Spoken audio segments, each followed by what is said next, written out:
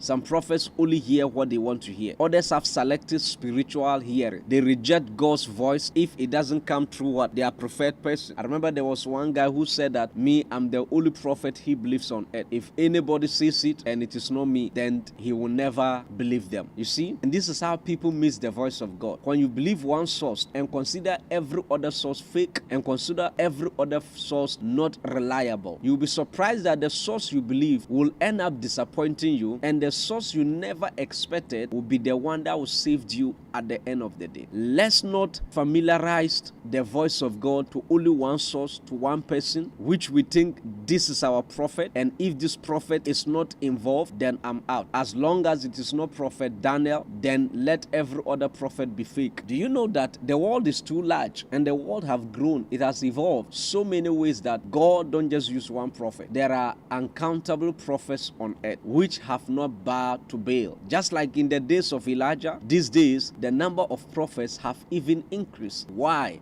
Because God himself has something for the world that he needs many voices to send that into the world. So true prophetic maturity discerns the voice regardless the vessel. Discern the voice regardless the maturity. But if God uses a prostitute to speak to you, in 2023-24, some ladies came to where our church is. They traveled all the way from a different country, and the work they were doing was not good. It was prostitution. One of them came to church one Sunday. After church, she says she wanted to see me in my office. I said, "Are you okay?" She said, "Yes." She said, "I want you to pray for my mom in the house. My mom is sick and about to die. Please have mercy and pray for my mom. Tell the Lord not to kill my mom because of my behavior." Number 2, he said, "I have a client who is a man of God, and I didn't know he was a man of God. So he has been my client for some months, only for me to discover recently that he's a man of God. And then I told him that he should stop that, because as a pastor, you should not be seen doing what he was doing. And the way you are patronizing us is not good." So she now said, "I even recommended that he come and see you for deliverance because he needs help." I sat on my chair so quiet and I said, "Did you really say that?" And she said, "Yes." She told the man of God he should do everything to come for help because he needs deliverance. And I said, wow. I pray that the man of God will hear the voice of God through your voice, notwithstanding the vessel. Because if he regard the vessel, he will lose the voice. He is only able to get the voice of God and to discern what the Lord is saying through that lady if he ignore the vessel. Imagine a prostitute telling you that you shouldn't be doing what you are doing because you're a man of God and you lead multitudes of people. That's a heavy voice. This is the Lord speaking to you directly. But you know why? That said man of God never showed up, and that said man of God never came to me, not even a call. I was expecting him, but he never showed up. He ignored what the lady told her. Do you actually think it was the lady who told him to stop? Because what moral right do the lady have to tell the man of God to stop patronizing them? And who even told the lady to recommend me to the man of God? It was God speaking through the lady that the man may be set free, but never.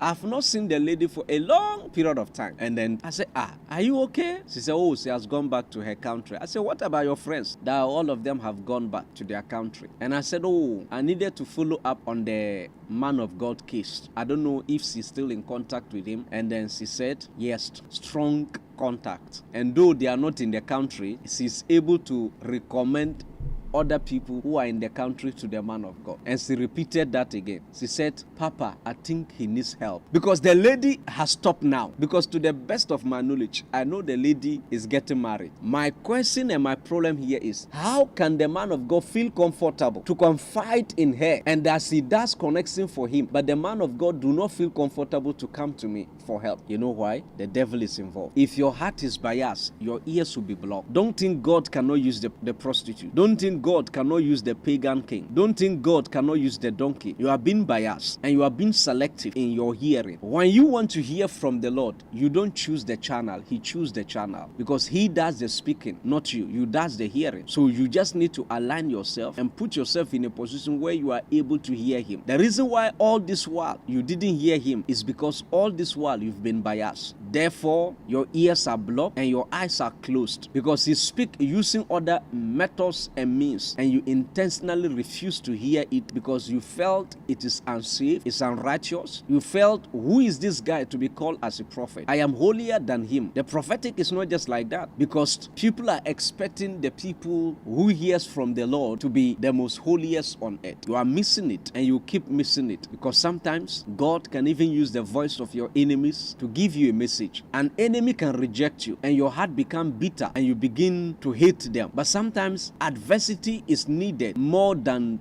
friendship. Sometimes adversity is what is needed to save a nation and to save a soul than alliance and then friendship. If you are unable to discern that, you will always be a victim of so many things. The reason many prophets still misses his voice is because they have selective channels through which they want to hear from him. The channel that God has established, they don't like it. But sometimes you ask yourself, if you don't like it, if you don't believe it, what then are you doing there? Enemies can carry your message. Enemies can speak to you, especially when you are too familiar with the voice of God and you are hearing God every day. Sometimes he will bring the unusual and speak to you. Genesis 50 verses 20. He said, you meant it for evil, but God meant it for what? For good. Sometimes the only one who criticize you is echoing what God has been trying to tell you in secret. It's only in the church and it's only among pastors they see criticism as an attack from the devil. But outside to the world, companies want to be criticized. They want feedback. How many prophets actually ever sit down and ask themselves, what is the feedback from the community where I am serving? What is the feedback? How many prophets actually are not afraid to be judged by the people that follows them and by the people they are sent to?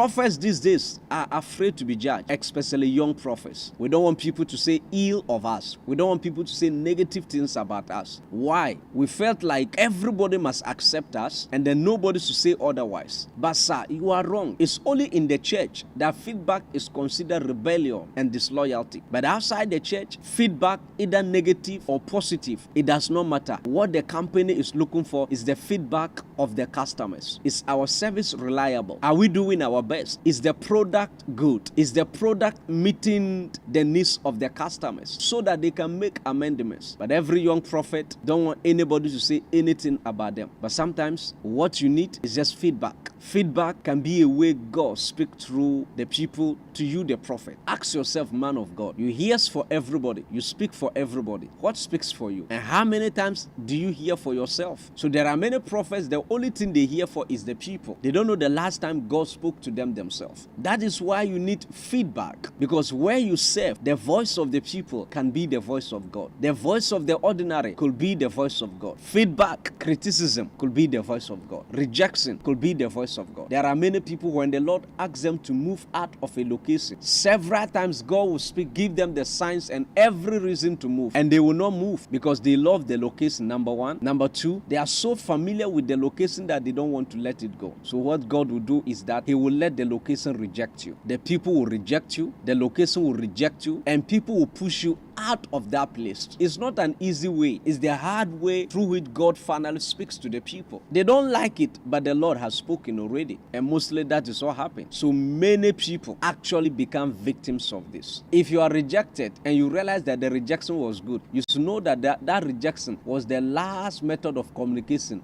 God was having as an option in his decks. I fasted for 40 days just to propose to a lady. I wanted her to say yes. And on the 40th day, when I was done breaking the fast, I met her. By the time I was done proposing, she slapped me. Now, ask yourself the question. So in my 40 days of fasting and praying, didn't God at least speak to me and said, this is not your wife and it will not work out? 40 days. So all the midnight prayers and the day prayers, the forest prayers I prayed, didn't God reveal something at least? Didn't I see any sign from heaven indicating that this is not your wife? It was a slap that reset my brains. So you should know that the last option God needed to use was the slap. God realized that he has used many ways. He came in dream, I didn't get him. He came in visions, I didn't get him. He gave me signs, I didn't get him. He wanted me to discern, I didn't get him. He said the last option for this foolish boy is a slap. Now, once he slapped me, I got angry. I got angry and I left. I said, what type of lady slap men? And right now, I'm thanking God she slapped me, because if she didn't slap me, I was not going anywhere because I believed that I could win her through fasting and prayer. Fasting and prayer do not win ladies. Women don't care about fasting and prayer. In fact, 40 days. Imagine the same encounter Moses had and his face was glowing. The same days Moses used and had that encounter. It was the same season I used to propose to a lady. You see, wasted time.